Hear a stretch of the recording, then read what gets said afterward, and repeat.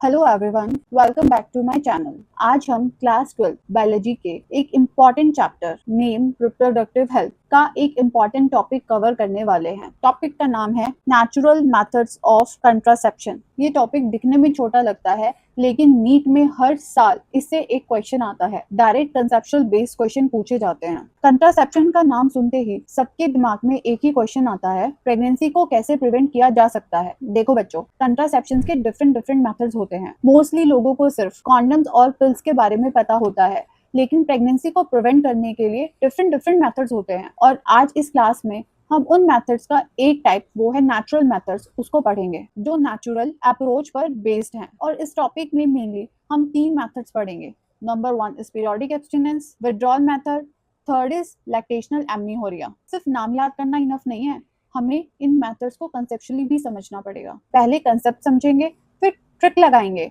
और एंड में देखेंगे कितना याद रहा। आओ बच्चों, बेसिक से शुरू करते हैं।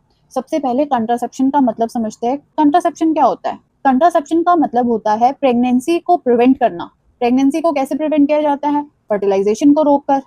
अब फर्टिलाइजेशन को कैसे प्रिवेंट किया जाता है? स्पर्म और ओवम की मीटिंग को रोककर। कैसे करोगे? स्पर्म और ओवम को मिलने से रोककर। इसको कंट्रासेप्शन कहते हैं। Is it clear? हमारी एनसीईआरटी में नेचुरल मेथड्स के 3 इंपॉर्टेंट एग्जांपल्स दिए हुए हैं। Number 1 is periodic abstinence and second is withdrawal method, जिसे हम कोइटस इंटरप्ट्स भी कहते हैं, एंड थर्ड इज लैक्टेशनल एमनीहोरिया। चलिए एक एक करके समझते हैं। सबसे पहला मेथड है पीरियोडिक एब्स्टिनेंस, जिसे रिदम मेथड के नाम से भी जाना जाता है। नाम से थोड़ा डिफिकल्ट लग रहा है ना, बट मीनिंग उतना ही सिंपल है। कुछ मत करो, इसे वर्ड्स में ब्रेक करो। देखो, पीरियोडिक का मतलब होता है एक particular period of time interval.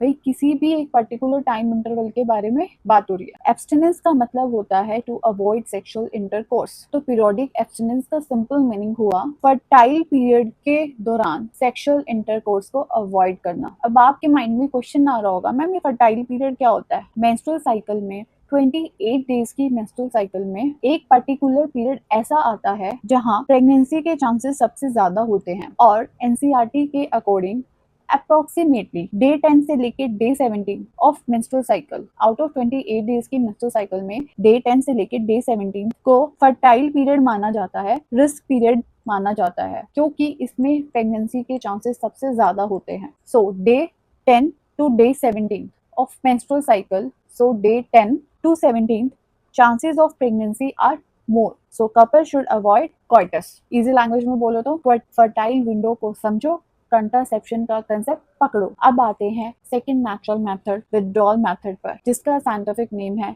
Coitus interruptus. ये नाम एग्जाम पॉइंट ऑफ व्यू से बहुत इंपॉर्टेंट है, अंडरलाइन कर लेना। इस मेथड में मेल पार्टनर इजैक्यूलेशन से पहले, किससे पहले? इजैक्यूलेशन से पहले अपनी पीनिस को वजाइना से विड्रॉ कर लेता है, निकाल लेता है, ताकि सीमन वजाइना में रिलीज ना हो सके। सिंपल लाइन में बोलूं तो इजैक्यूलेशन से पहले विड्रॉ कर लेना। कि स्टूडेंट्स, यहाँ एक इम्पॉर्टेंट पॉइंट है, विड्रॉल मेथड कंप्लीटली रिलायबल नहीं है, बिकॉज टाइमिंग को परफेक्टली कंट्रोल करना बहुत डिफिकल्ट होता है फॉर अ मेल, और प्रेगनेंसी का रिस्क कंप्लीटली एलिमिनेट नहीं हो सकता। अब आता है थर्ड मेथड, और ये वाला थोड़ा इंटरेस्टिंग होता है। इसका नाम है लैक्टेशनल एमनीहोरिया, जिसे शॉर्ट में लैम भी कहते हैं। अब वर्ड्स को ब्रेक करो। देखो, लैक्टेशनल का मतलब होता है ब्रेस्ट फीडिंग। ब्रेस्ट फीडिंग का मतलब तो समझते हो ना, माँ इन्फेंट को फीड करवाती है, दूध पिलाती है। एमनीहोरिया का मतलब होता है मेंस्ट्रुएशन का अब्सेंट होना, मेंस्ट्रुअल साइकिल का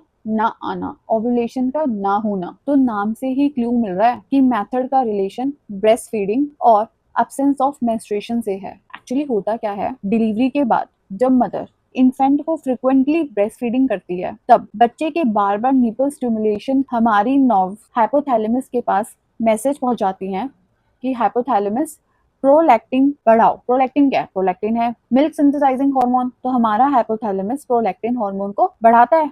अब ये प्रोलैक्टिन हार्मोन नेगेटिव फीडबैक भेजता है हमारी एंटीरियर पिट्यूटरी को, जो क्या करती है, गोनाडोट्रोफिन रिलीजिंग हार्मोन्स के लेवल को बॉडी में कम करती है। एज अ रिजल्ट एफएसएच का लेवल ब्लड में घट जाता है और एलएच का लेवल ब्लड में घट जाता है।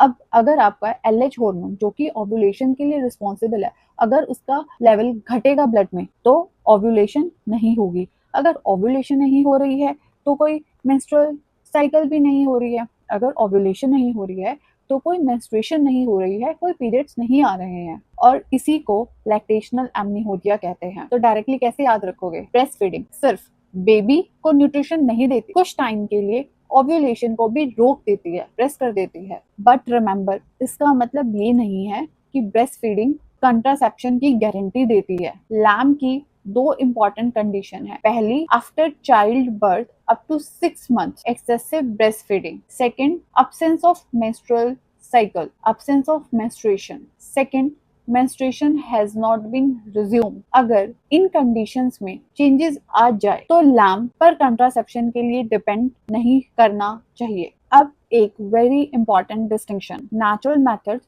प्रेगनेंसी को प्रिवेंट करने के लिए यूज किए जा सकते हैं, लेकिन लिसन केयरफुली, लेकिन आप इन्हें सेक्सुअली ट्रांसमिटेड इन्फेक्शन या यू कैन से STIs से बचने के लिए यूज नहीं कर सकते, या STIs से प्रोटेक्शन नहीं देते। कंट्रासेप्शन डजंट मीन STI से प्रोटेक्शन।